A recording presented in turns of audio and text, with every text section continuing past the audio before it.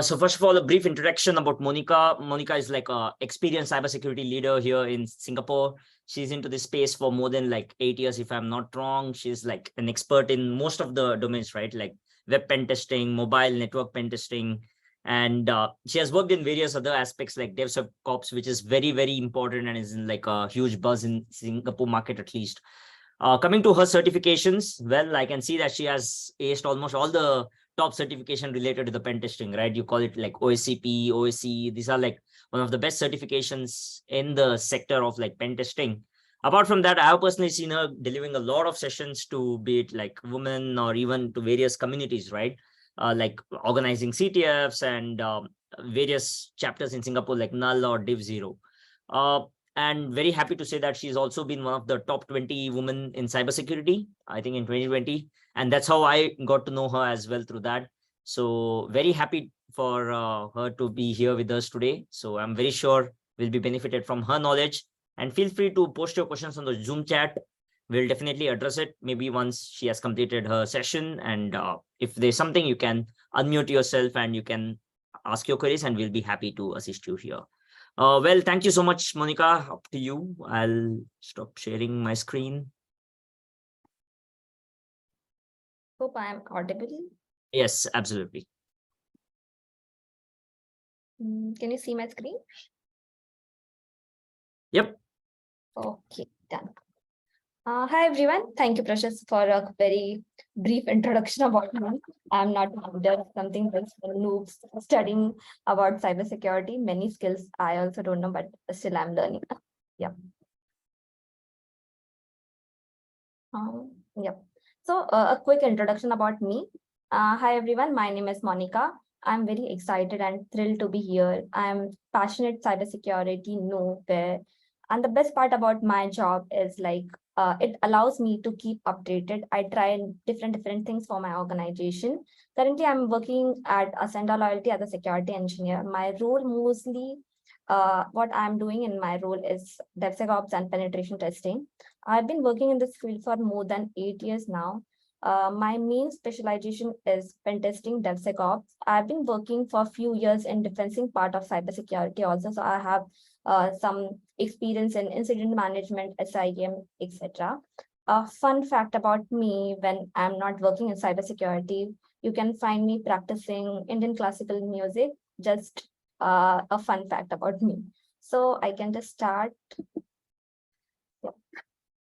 So my experience how that how I switched from one like web application, mobile network. I think most of this topics or domains, right, are quite interconnected, like web, mobile network. So it is just a matter of time if you want to learn something new, because cybersecurity is such a what you call vast domain, which requires a lot of reading and investment of time. Like if you start reading about something, so small habits like reading blogs, attending workshop or talk is very helpful. But if you are reading something like a blog, right, read it in depth, like understand the basic. Like suppose if you want to learn about how you can pen test, download the Burp edition version and try different vulnerability on a vulnerable application. Study in depth means like if you want to learn about Nmap, really think about what happens at the network level, how Nmap work at the network level. Sharing knowledge is very important. Like you can join communities like in Singapore, there are communities like Division Zero, Women in Cyber. We have women who code, all this community, right, where more you can share knowledge. Engage yourself in activities like playing CTF, bug bounty, practicing hands-on labs on Pentest Academy, Hack the Box. This will help you to enhance your knowledge and gain some skills. Set goals.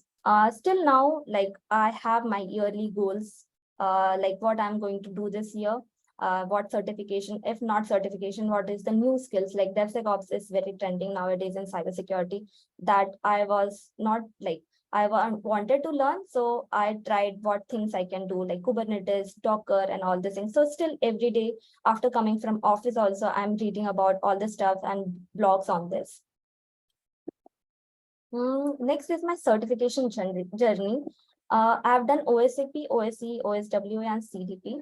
So my certification journey has been a roller coaster. So all the certification, like every certification has its own journey. Uh, so the first thing which one of my colleague told me, whenever you do any certification, right? I didn't enroll for any of my certification directly, but I understood the what are the prerequisite, what is the syllabus of the certification.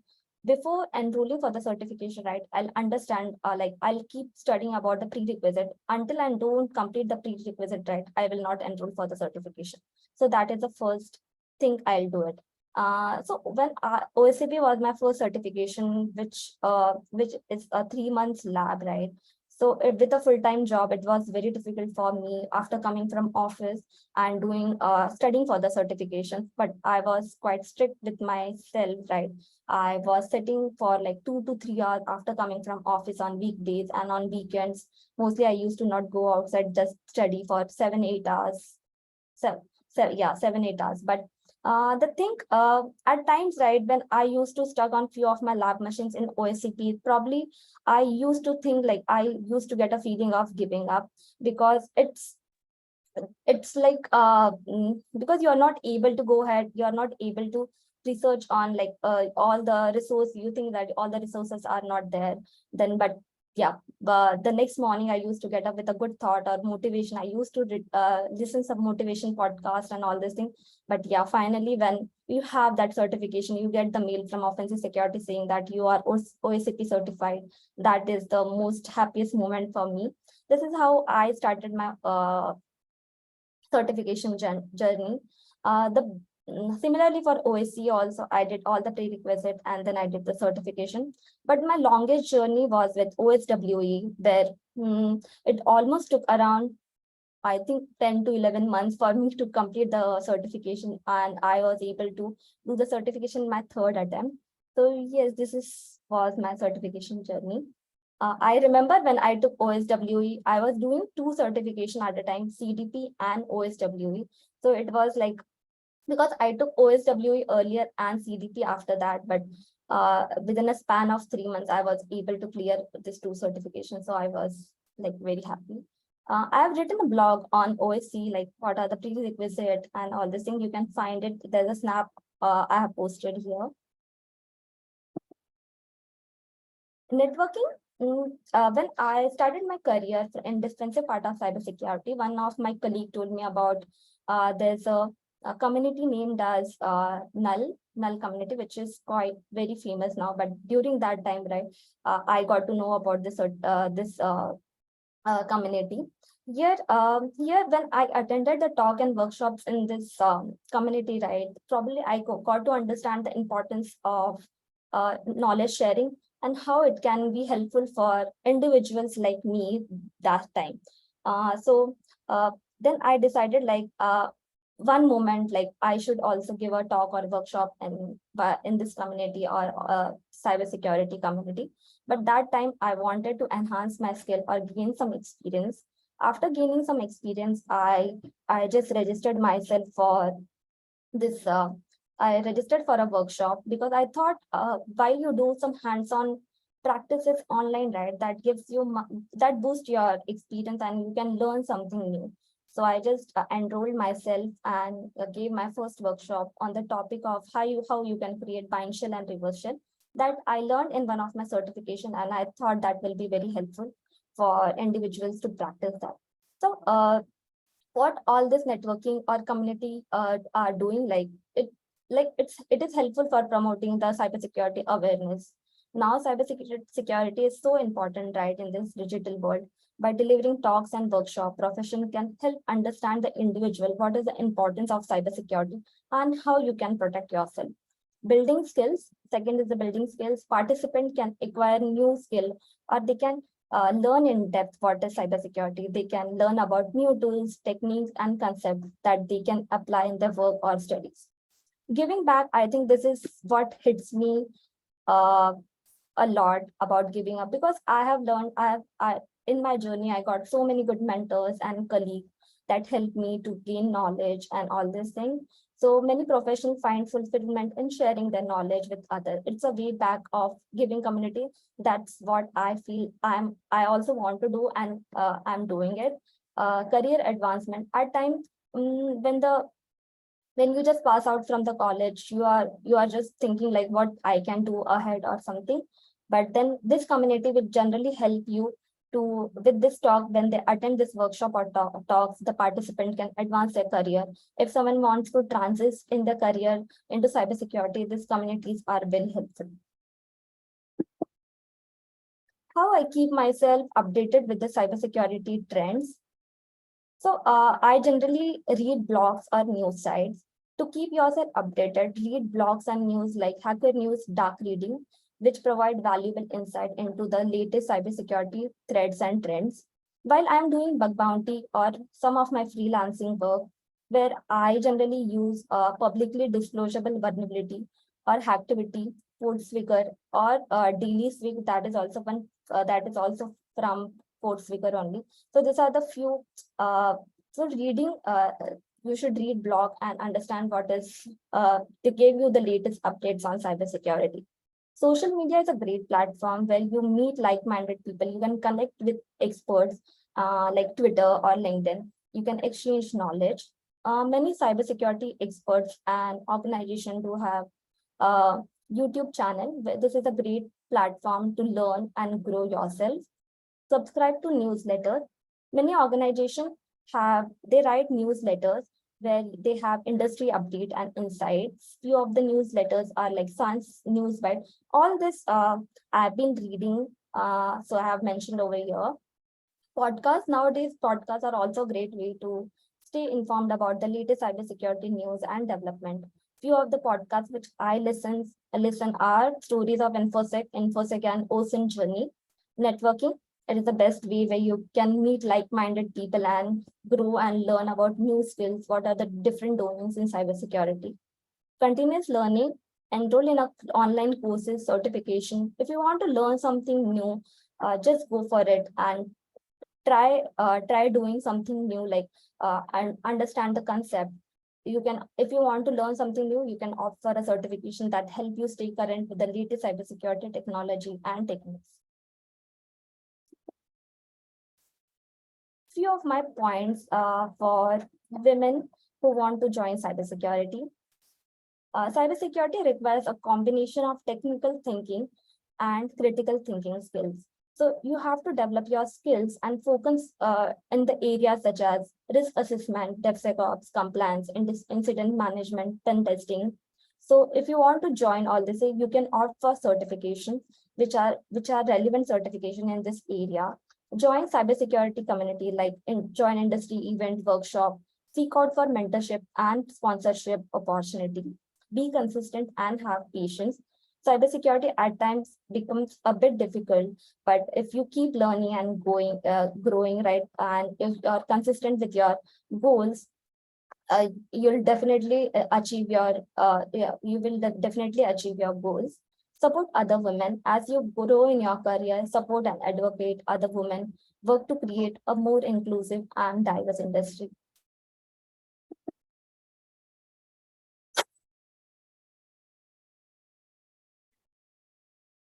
All right.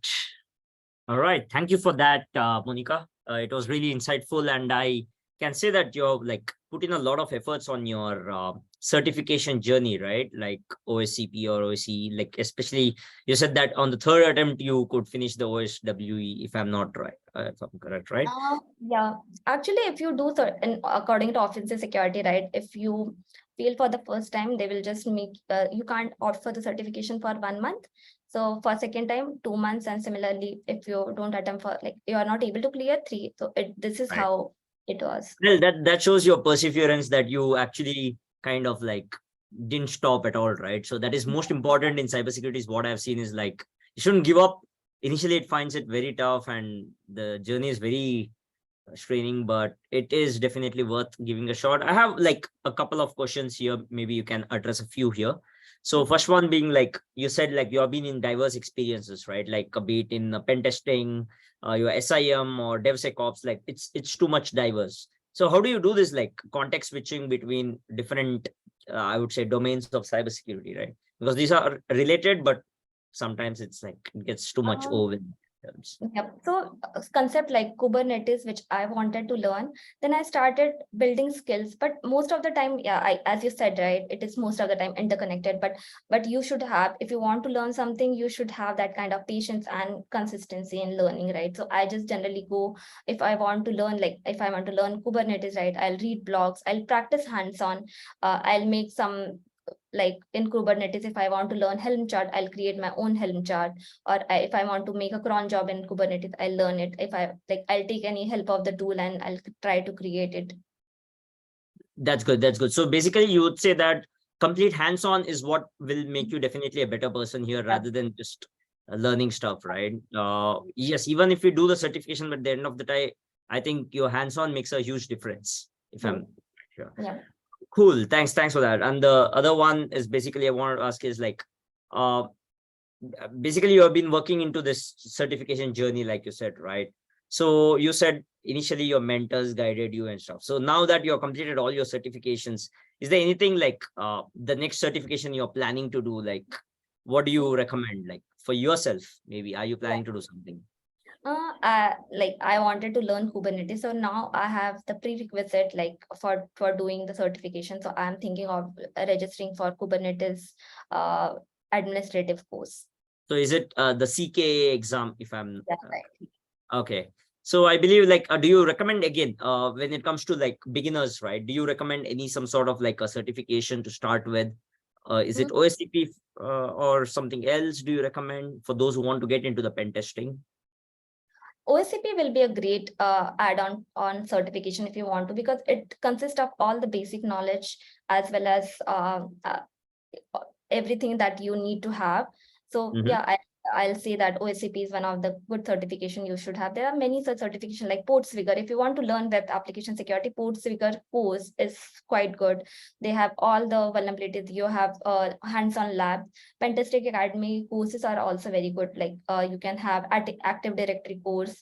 But I think if specifically for doing web application, mostly Portswigger course will be a good hands-on practice. Okay, that's good. That's good. And do you recommend something to do in the bug bounty as well? Because I believe you have been into the bug bounties picture I for think, quite some time. yeah, If I used to do bug bounty, but now I think with my work and everything, I'm not doing bug bounty, but I used to do. But bug bounties, many times people say that it's based on luck, but I think it's not based on luck. You have to keep on doing it every day. And because there are so many people doing it, so you have to be consistent of doing bug bounty. So if you want to learn any vulnerability, it's a good try that you can do on bug bounty platform. And for new beginners or new joiners, they can just they can do bug bounties for extra income. okay, so I think the websites are the hacker. Which is Hacker that? One, Bugcrowd. Now in Singapore, we do have Yes We Hack, which is a very good platform Ah, for the integrity, Snag. There are many platforms. okay, good. And you have been organizing some CTFs, if I'm right? So do you recommend like folks to try with CTFs to initially maybe get started? Yeah, CTF, like my first job, I remember it was a defensive type of cybersecurity. That time I used to get a lot of time because it was a SOC, right? So 2 days I used to get, I was working and 2 days I was getting off, right? In that time, I was trying so many CTF on XSS or SQL injection. So definitely you should try CTF. Now we have so many platforms. Hack the Box to have some CTF. They have the hands-on labs where you can try your own practice. So Right. this is how you will get the hands-on practice if you want to learn, so you can get the basic idea of what is happening. That's good. That's good. I think Hack the Box is a great platform where people can actually go and get started, right? This is some query which I ask every speaker here. Like now with the AI revolution, right, happening all around, is this something which you have been using it as well? Any tools which you are utilizing? Have you been using AI in your day-to-day operations by any chance? Not specifically like ChatGPT, right? At times, we can't be more relevant on like dependent on ChatGPT, but it is a good resource for uh, if you want to learn something, not learn, but just to refer. Mm-hmm. I heard there's a new site called as Worm GPT in the dark web, which is like what do you say, like Thanos for our Avengers, right? Something like that. It's like the negative aspect of the chat GPT called as Worm GPT, but I don't know how bad it is. But yeah, I think it's both a boon and a bane, right? So I think it's good when it comes to AI. Well, a lot of stuff are happening where every security product themselves are getting into the generative AI these days. So I think we are going to see a lot of traction there. And again, coming into the cybersecurity communities in Singapore, right? Like, what are the ways like you are doing, or are you planning to do something like a workshops for the women? Do you have any such plans for the plans for the year?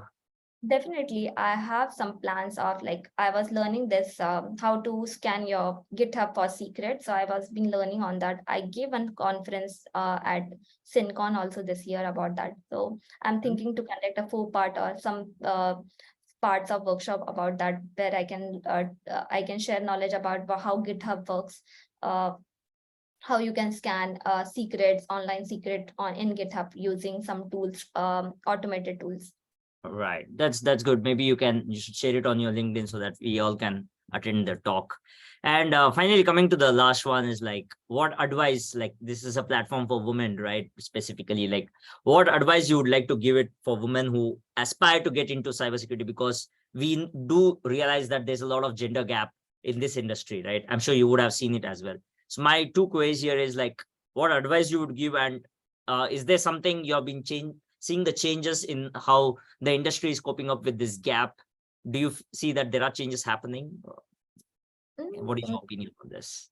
I just want, like, according to me, right? Just learn and keep growing and be persistent what you're doing. Ask questions in the community. Don't be shy. Like at most of the time, it says that they are shy, but no, they should come ahead and ask questions about if they have any queries. Now they have so many communities. Like in Singapore, we have Women on Cyber. They generally conduct workshop and talks. You should attend this talk and support each other. That's great. And do you see any sort of changes happening in the organizations level in the community, are there more women joining in these days? What do Yeah, you feel? when I joined my organization, I was the only women out there, but now I can see so many women out there joining organization. They're joining cybersecurity. Wonderful, wonderful. That's the most important thing, right? And like you said, asking the questions, because I think in this industry, especially, you just can't do everything on your own. I think you need to have a team. You need to seek help from people, or else you will be stuck at some point of time, right? And there's no shame in asking like at any queries at any point of time. So, well, we are one platform as well where you can ask your queries, and we will connect you with the right set of people here, right? So. Thank you so much, Monika. I know you addressed most of the queries. Thanks for that. Really enjoyed your session, and hope you'll conduct some sort of workshop for us as well in the coming future. We'll be happy to host you again on that. So, once again, coming to the future events, right? In the month of August, we are having 2 sessions from 2 industry leaders here. First one is by Pratima Kushwaha. She is again based in Singapore. She's going to speak about cyber hygiene, which is, I believe, is a very important topic in how to be cyber safe in the digital era, right? And also, she's going to share about her journey. And the second topic being like the most important topic which is happening in the industry right now is the zero trust or ZTNA kind of a thing, right? So we have like Shravani, who's going to share her knowledge in how the industry is coping up with the zero trust technologies, and she's going to share her knowledge as well. Do stay tuned for these events, and please do register, and we'll be having more such events in the coming month and in the coming sessions as well, right? So once again, thank you so much. We all, really appreciate everyone joining, and if there's anything, feel free to ping us, or we'll be happy to help you guys out there. Thank you so much once again. See you soon. Thank you, everyone. Bye-bye.